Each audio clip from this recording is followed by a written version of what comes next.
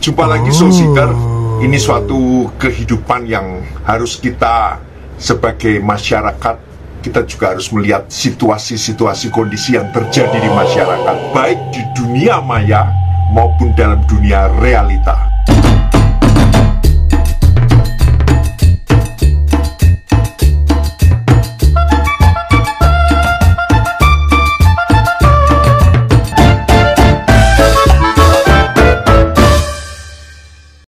Ini kita harus tahu, kita harus mengerti, kita harus memahami. Karena memang pada kenyataannya, orang yang putus asa, itu bisa saja bunuh diri. Aku sendiri tidak bisa membayangkan betapa beraninya orang untuk melakukan suatu bunuh diri. Ini berani atau nekat, saya tidak tahu. Atau bondo nekat, bondo nekat, asal punya kemauan nekat lalu dia bunuh diri, saya tidak tahu. Tetapi beratnya tekanan itu yang membuat orang ini bisa saja melakukan bunuh diri. Burnout, suatu kelelahan fisik dan mental yang menekan jiwanya. Ada istilah lain lagi yang dikatakan the mental pressure. The mental pressure is very heavy. Karena apa? Karena satu alasan bahwa kenapa orang bisa bunuh diri adalah karena depresi yang berat. Ketika mengalami depresi, seseorang bisa merasakan sakit emosionalnya. Hal tersebut membuat orang itu tidak bisa menemukan cara lain untuk menguasai situasi ini selain harus mengakhiri hidupnya sendiri. Soul Seeker, inilah adalah bukti bahwa orang itu tidak punya pengharapan dalam Tuhan. Betul? Orang yang tidak punya pengharapan, dia akan mudah sekali putus asa, depresi berat, burnout, segala pressure yang berat. Ini yang terjadi kalau orang tidak memiliki pengharapan dalam Tuhan. Oleh sebab itu penting sekali kamu dekat dengan Tuhan, kamu mencari Tuhan. Karena apa? Karena tekanan-tekanan dalam kehidupan bisa datang begitu berat dalam hidup kita. Betul? Amin. Ini yang terjadi. Jadi aku juga tahu bahwa aku harus dekat dengan Tuhan. Karena tanpa Tuhan, aku tidak dapat berbuat apa-apa. Dan aku mudah sekali putus asa. Banyak selebriti yang bunuh diri karena tekanan netizen, karena bulian, karena fitnah, karena hujatan, karena diboikot oleh netizen, difitnah yang buruk. Ini deretan artis yang meninggal karena bunuh diri, karena depresi yang begitu berat, dan ada alasan lain karena mereka dijadikan mesin uang ATM bagi keluarganya. Ada yang kejeblos, terperangkap, dan dipaksa beradegan telanjang di depan kamera. Sehingga dengan ancaman-ancaman yang begitu luar biasa, lalu bagaimana cara untuk keluar dari situasi seperti ini? Dia akhiri hidupnya.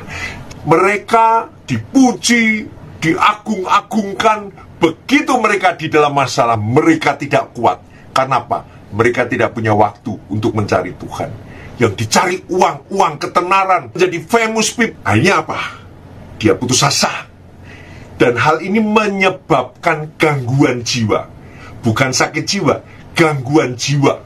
Gangguan jiwanya misalnya depresi, gangguan bipolar, skizofrenia, ketergantungan alkohol, penyalahgunaan obat. Semua itu yang mendekati orang itu karena apa? Depresi dan putus asa. Memang ada faktor-faktor penyebab stres, antara lain kesulitan keuangan, ada juga yang karena hutang, ada juga masalah hubungan interpersonal di antara mereka. Berita di media menuliskan bahwa momentum Hari Pencegahan Bunuh Diri Sedunia pada tanggal 10 September setiap tahunnya selalu dirayakan untuk mengingat orang-orang supaya tercegah terhadap bunuh diri. Emotional Health for All Foundation, sebuah yayasan kesehatan mental dan pencegahan bunuh diri berbasis riset, menemukan bahwa bunuh diri merupakan salah satu isu penting kesehatan publik dunia, menyebabkan kematian orang muda terbanyak di berbagai negara. Ngeri ya? Ngeri toh? Hal ini ngeri sekali, Soul Seeker. Hasil riset menunjukkan bahwa provinsi di Indonesia dengan kejadian bunuh diri tertinggi ditemukan di Jawa Tengah, di Jakarta, di Bali, di Maluku Utara, di Kepulauan Riau, dan tingkat upaya bunuh diri ditemukan di Sulawesi Barat, Gorontalo, Bengkulu, Sulawesi Utara, dan Kepulauan Riau. Ngeri, ngeri, ngeri, ngeri, ngeri, ngeri, ngeri. Ingat anak-anak muda, ingat, engkau mudah sekali terkenal, tetapi itu juga sangat bahaya untuk kamu. Soul Seeker, aku bertemu dengan orang-orang yang sudah cukup umur, dan mereka sudah mengalami pergumulan-pergumulan hidup yang berat. Bahkan orang-orang yang terkenal di Indonesia, yang hidupnya berhasil maupun yang hidupnya tidak berhasil, dan orang-orang ini dikenal di masyarakat, saya bisa mengulik, mendapatkan pengalaman hidup yang berat dari hidup mereka. Mereka mengatakan bahwa punya pengharapan dalam Tuhan. Karena pengharapan dalam Tuhan itu tidak akan mendatangkan malu, tidak akan mendatangkan hal yang buruk, tidak akan mendatangkan kamu terpuruk kalau kamu punya pengharapan dalam Tuhan.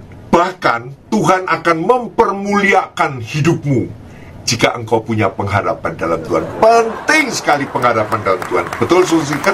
Penting sekali. Sangat penting kau punya pengharapan dalam Tuhan.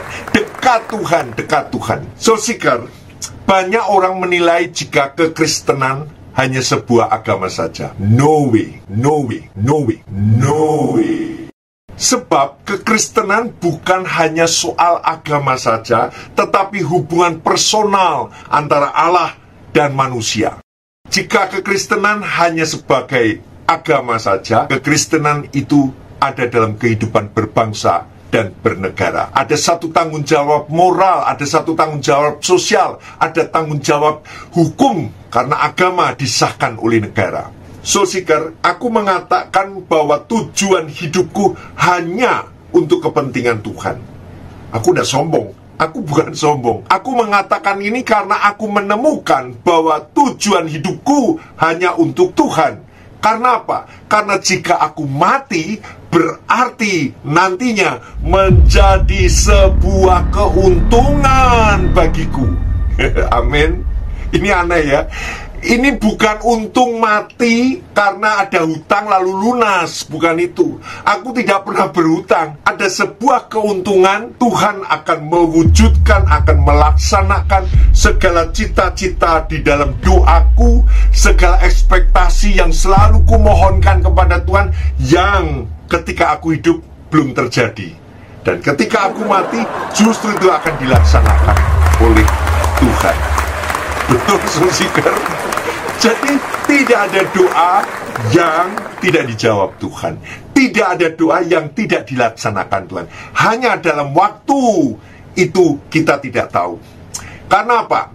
Ada sisi hidup yang sebenarnya kita memiliki sisi hidup ketidakberdayaan. Ada garis hidup, ada nasib hidup yang kita tidak tahu, dan ada waktu kematian yang kita tidak tahu. Bukankah kita tidak hanya hidup untuk diri sendiri, hidup foya-foya, hidup semau gue, mencari kesenangan diri, memanjakan diri?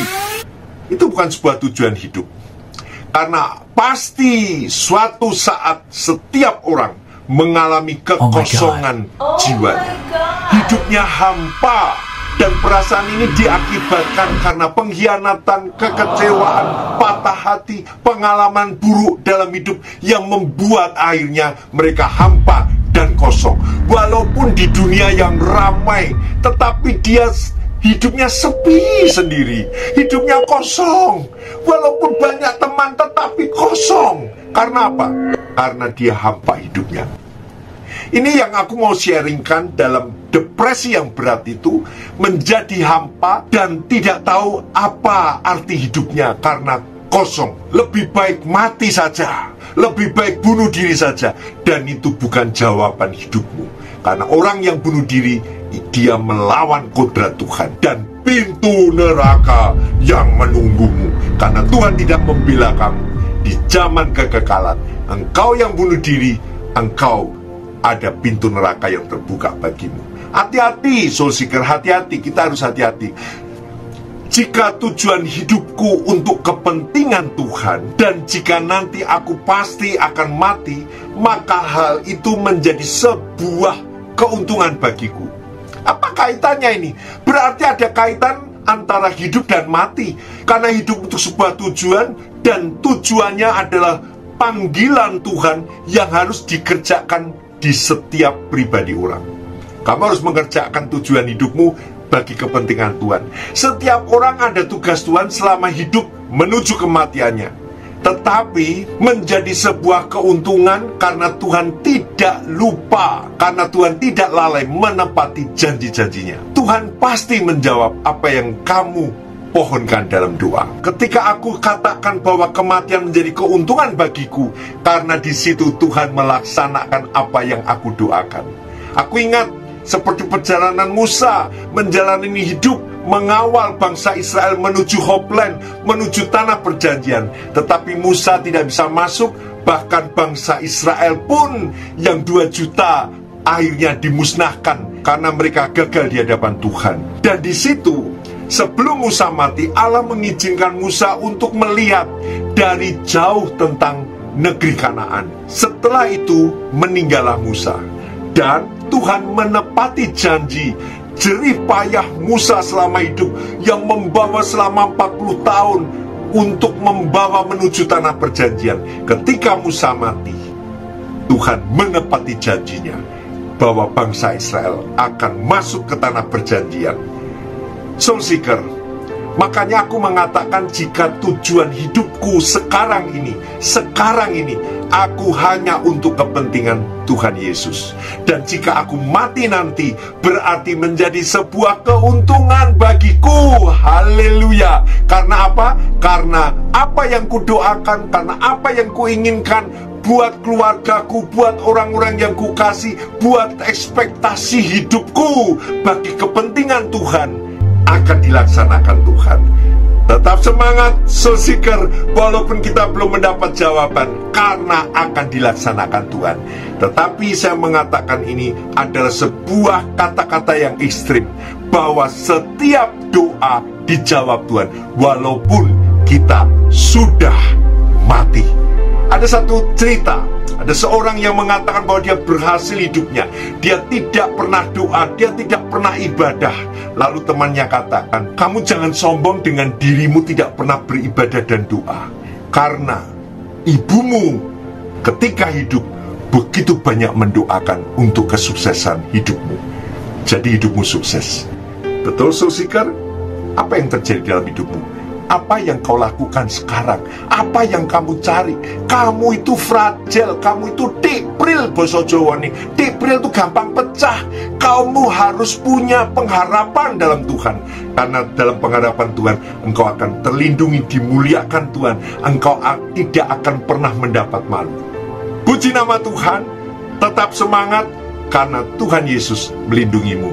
Haleluya, amin. Tuhan memberkati. Amin, amin, amin, amin. Bye.